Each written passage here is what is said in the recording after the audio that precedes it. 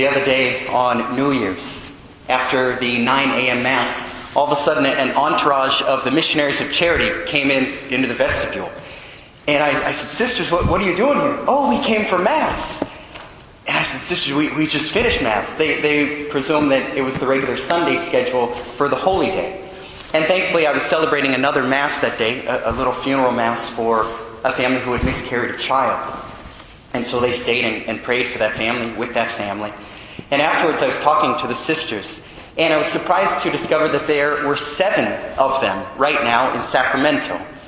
Typically, a house of the Missionaries of Charity will have 4 sisters. And so I said, "Gosh, why are there 7 of you right now?"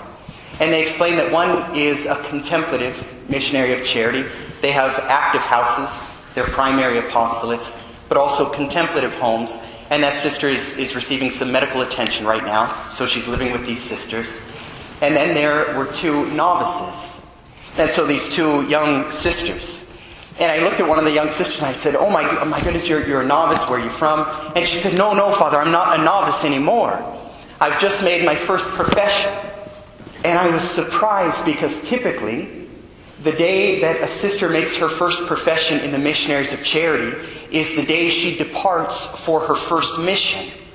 And I said, "Sister, where is your new assignment?" And with great joy she says, "I'm going to China." And in that moment I looked at her eyes, at her face, to see if there was any fear or hesitancy or concern. Because when she said that, I thought, I might be looking at a future martyr of the church because of the persecutions right now in the church in China. And I saw nothing but enthusiasm. A number of years ago, a good friend of mine, a young woman, was discerning with the Missionaries of Charity. And 2 weeks before I heard this news, she told me that she believed that God was calling her there, that she would become a missionary of charity. The next thing I heard, she had distanced herself from them, and she was no longer discerning that life. And I wondered why that was. And I found out she could not share the news with me personally. The next time she'd gone to a visit in San Francisco, she was asking, she said, "So if I enter your order, when I become a novice, when do I get my first assignment?" And they said, on the day of your first profession. And she said, and how will I know where that assignment will be? I'm really close to my family. I'm wondering, will I stay in the United States? And the superior of the house said, "Well, you don't know where that might be. It could be anywhere in the world. The morning of your first profession, you wake up, and when you come to breakfast, there'll be a little envelope sitting on your plate. And it might say Moscow, or Zimbabwe, or Milano." And that was the end of her discernment.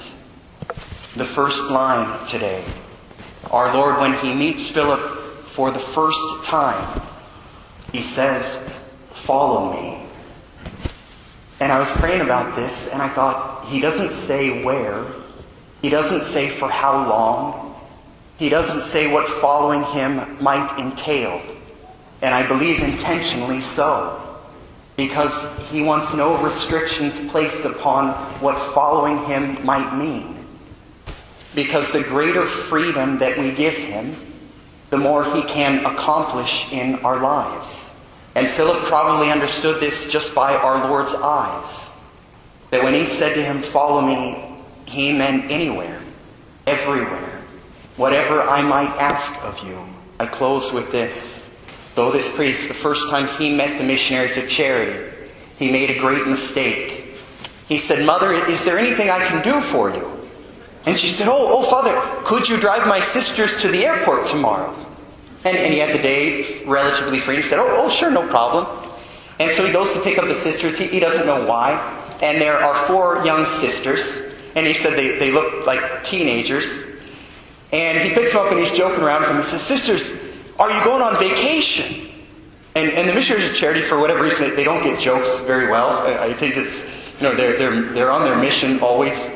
And they said, oh no, Father, we're going to the airport. And he said, "Where are you going?" And they said to him, "We're going to Argentina." And he said, for how long? A week or 2? "Oh, no, Father, for 5 years, maybe 10 years. And he said, "Why?"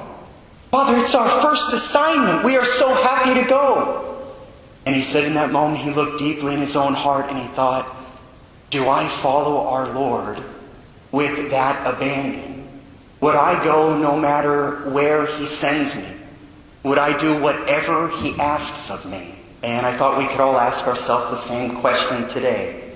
After we receive our Lord and we go back to our pews to hear him say to us anew, "Follow me." And can we say to our Lord without any restrictions, "I will go anywhere you send me. I will do anything you ask of me," because that's when he can accomplish the most.